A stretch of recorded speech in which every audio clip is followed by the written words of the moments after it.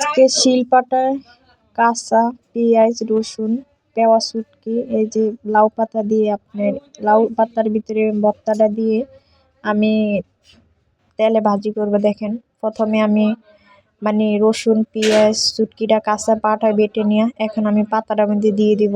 দেখেন কি বাজে, আমি এটা ভালো করে মধ্যে এটা রশি দিয়ে আমি গিট্টি দিয়ে দেখেন অবশেষে আমি ভেজে ফেলাইলাম। কি সুন্দর হয়েছে, নরম। আর এখানে বানাইতেছে আপনার ধনিয়া পাতার ভর্তা, কিন্তু অনেক প্রিয় খাবার। দেখেন ভর্তাগুলো আমার বানানো হয়ে গেছে, এই যে ঘরে নিয়ে আইছি। এখন আমার দুপুরে খাওয়া দাওয়ার পালা। অনেক এই যে এখানে আছে আপনার শাক ভাজি, ভেন্ডি, আর আছে আপনার ধনিয়া পাতার ভর্তা, শুটকির ভর্তা, আলুর ভর্তা।